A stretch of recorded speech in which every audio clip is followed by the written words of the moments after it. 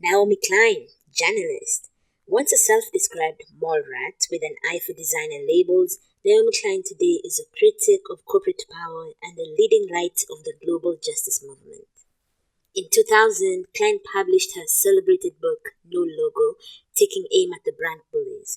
Her book, Fences and Windows, dispatches from the front lines of the globalization debate, tracks the globalization conflict from Seattle to September 11th and beyond. In this interview, Klein discusses campus activism, the North American way of life, and her role as an activist journalist in the anti-corporate movement.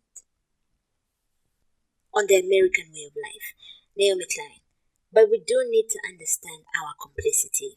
I am going to Iraq in a couple of days, and my intention behind that trip is very clearly to shine a light on what occupying powers in Iraq are doing and our complicity in that. At the same time, it is really important that when we talk about things like overconsumption and the role of the US in the world, that we also look at the promises of its lifestyle and whether it is actually making us happy. Our war fought in part over oil relates to the kind of isolated lives we live here, as well as to climate change, from which no one is excluded. Arundhati Roy often asks people whether the so-called American way of life, a way of life so sacred and supposedly so wonderful that the government wages war around the world to protect it, actually makes them happy. She jokingly describes the American way of life as the right to live alone in your house with your washing machine, and when you put it that way, it doesn't sound worth waging wars to protect. A couple of years ago, I was speaking at an American campus right after living in Argentina for a year, researching the economic crisis. I went straight from Buenos Aires to a university in Colorado. A young woman stood up to ask the first question. She said, "I understand what you're saying about Washington's neoliberal economic policies on Argentina, and I know it's really, really bad. But the problem is, we do not really care because we are comfortable." She said, "I have my own car and I drive to Walmart and to McDonald's, to school, and I am happy. So why should we care?" There are a lot of ways that you can deconstruct that whole exchange. But what really struck me was what she was describing. Driving to Walmart and McDonald's and driving to school, living from strip mall to strip mall, actually did not sound that much fun. A lot of what we keep being told is this wonderful way of life that we have to protect is sometimes pretty bleak and lonely, which is why there are so many people on Prozac and other antidepressants. Question. Your articles are obviously very opinionated and offer a particular view of politics. What do you believe to be your role as a journalist, and how should you be informing society's opinion about politics? Naomi Klein. I consider myself an activist journalist.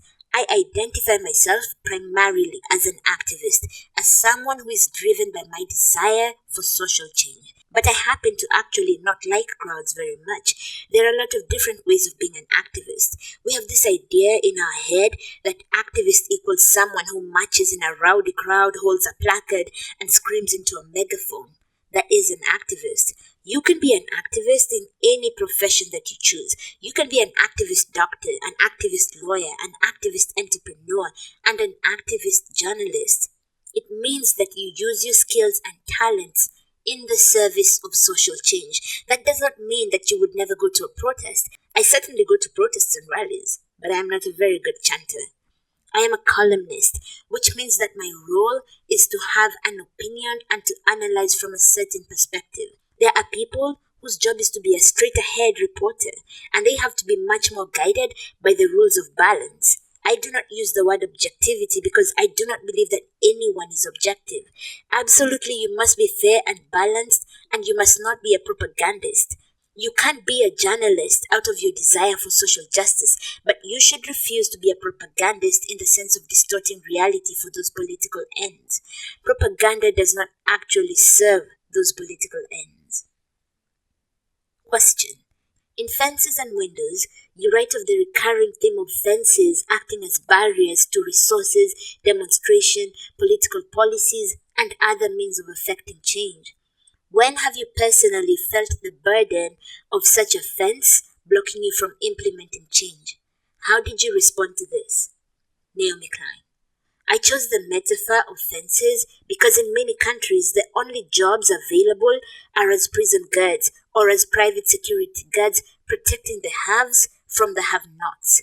We barely notice it anymore because so many of us have accepted the realities of our widening gap between the rich and the poor.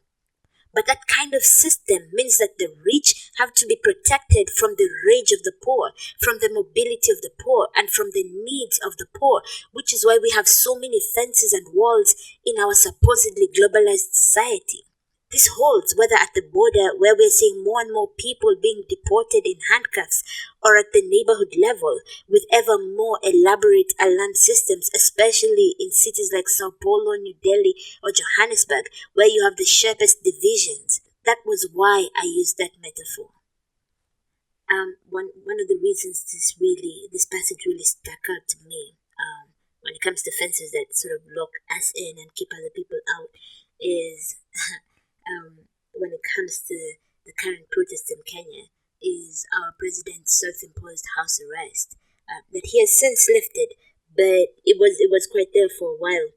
During the protests, he locked himself in State House, barricaded all the roads leading to State House, and people could not use any of those roads. And it's essentially what the rich have to do. They have to barricade themselves from the poor, needing all of this protection. And it's what the wicked also have to do, the people in power who are doing all kinds of, terrible shit, just destroying our futures. And it's what they also have to do. And I cannot wait for him to have to barricade himself inside State House again. Ruto must go. Question. In Fences and Windows, you describe how the anti-globalization movement is the moral stepchild of globalization. In other words, the same connections fostered by globalization also led to a transfer of information between people in various parts of the world who are opposed to globalization. As an outgrowth of globalization itself, which you describe as perpetuating unequal distributions in wealth and power, to what extent does the anti-globalization campaign reproduce the same imbalance? To what extent is the campaign dominated by Western voices?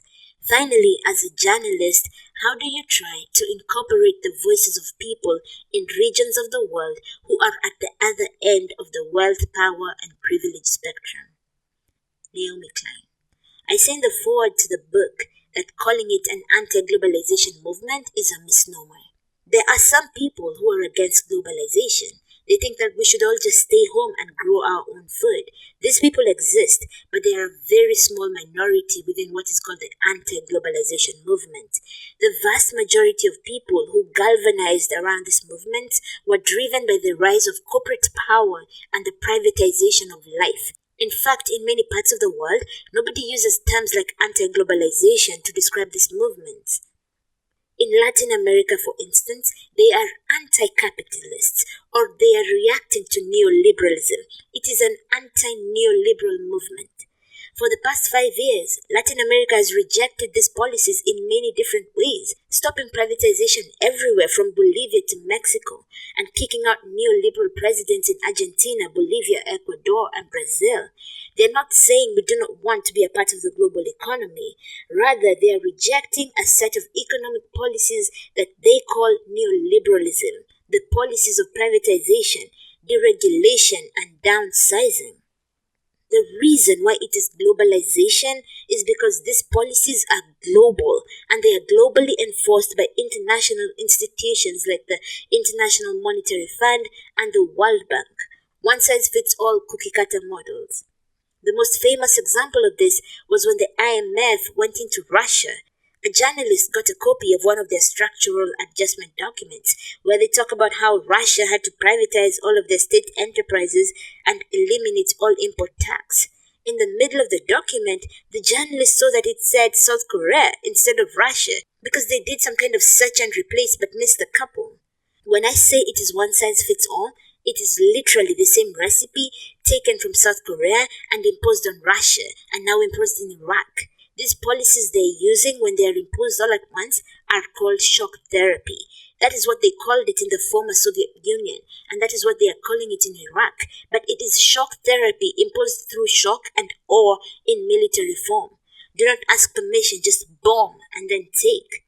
It is a willful act to refuse to use the word globalization in a movement that is actually rejecting neoliberalism, or what the French call savage capitalism.